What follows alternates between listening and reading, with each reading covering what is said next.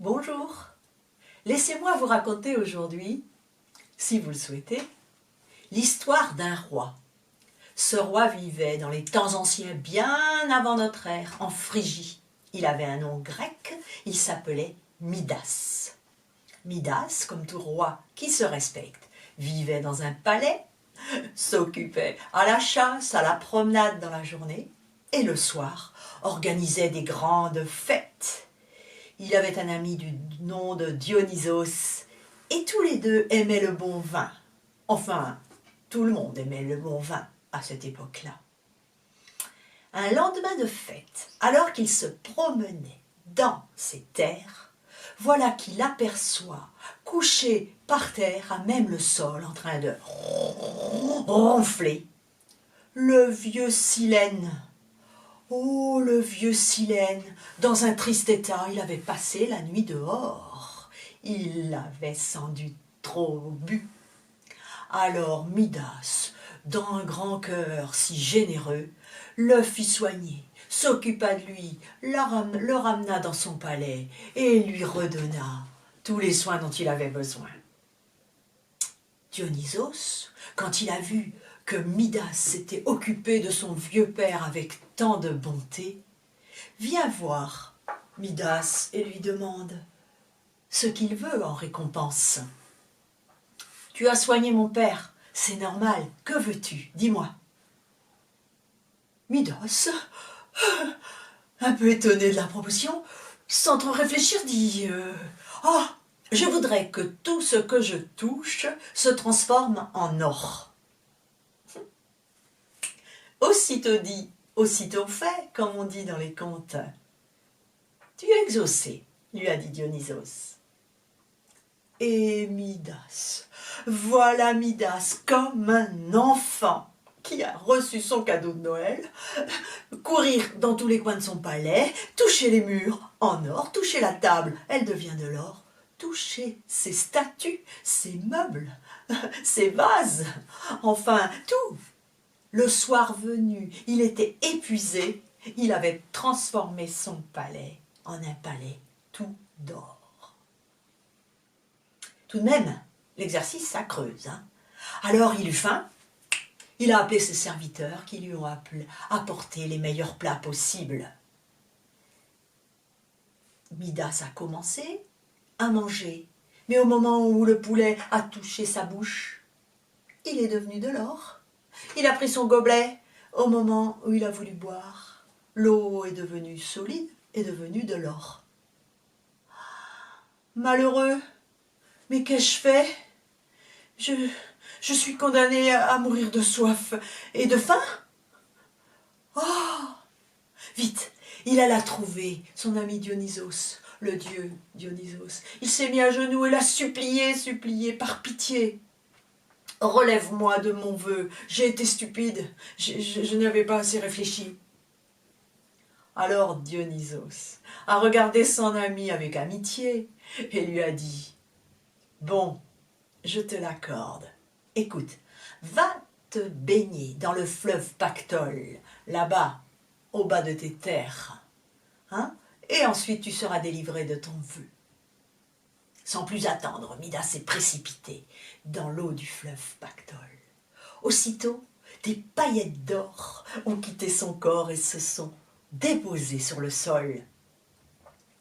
Quand il est ressorti, Midas était libéré. Midas, soulagé, a repris sa vie comme avant. Les fêtes le soir, un peu de sport l'après-midi, dans la journée avec ses amis. Un jour, il a voulu organiser une fête de musiciens. Alors il a convoqué Apollon avec celui dont la réputation était fameuse en matière de musique. Et puis un satyre, et puis encore d'autres musiciens. Et au cours de la soirée, on leur a demandé de jouer chacun leur tour pour déterminer qui était le meilleur musicien ce soir-là. Le public a été unanime pour désigner Apollon comme le meilleur musicien. Mais Midas, lui, non. a décrété que c'était le vieux satyre qui jouait bien de la flûte, ma foi.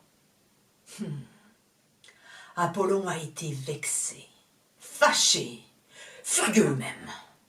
Alors le soir, la nuit même, pendant le sommeil de Midas, Apollon s'est approché de sa chambre, est entré dans la chambre, s'est approché de son lit et lui a délivré un sort. Midas, pour avoir dit tant de bêtises, tu auras des oreilles d'âne.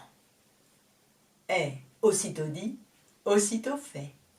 Quand il s'est réveillé le lendemain matin, Midas était affublé d'une paire d'oreilles d'âne, longs comme on n'en avait jamais vu, en vrai. Que faire? Eh bien, Midas a pris un bonnet, a caché ses oreilles dessous et a interdit à quiconque de lui poser des questions sur son bonnet. Seulement, il fallait quand même faire venir le coiffeur pour tout ce qui dépassait, pour le raser.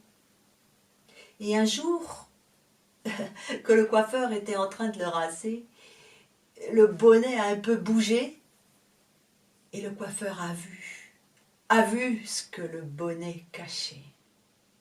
Midas s'est aussitôt emporté et en colère lui a dit « Coiffeur, si tu dévoiles mon secret à quiconque, tu seras pendu. » Le coiffeur a promis et est parti. Au début, tout allait bien. Il n'en a parlé à personne, il a bien gardé le secret. Mais au fil du temps, vraiment, je ne sais pas si ça vous est arrivé, vous, mais garder un secret, au bout d'un moment, c'est trop lourd.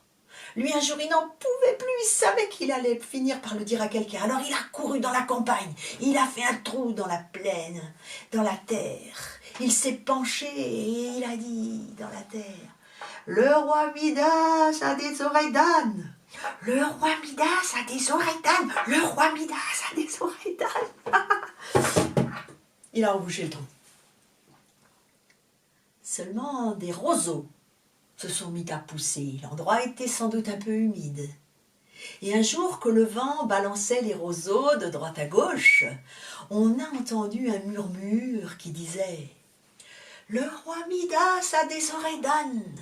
Le roi Midas a des oreilles d'âne. Le roi Midas a des oreilles d'âne. » Et des cavaliers qui passaient par là ont tout entendu, ont rapporté la nouvelle à la ville. Bientôt les gens sont venus auprès des roseaux et toute la ville a été au courant du secret du roi Midas.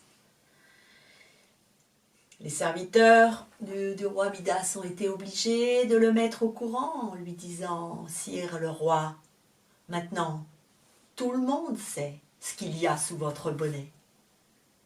Alors, enlevez-le. » Et c'est ce qui s'est passé. Depuis ce jour-là, le roi Midas a gardé ses oreilles d'âne. Et on dit qu'il s'est mis à faire plus attention. Et cric, et crac. C'était l'histoire.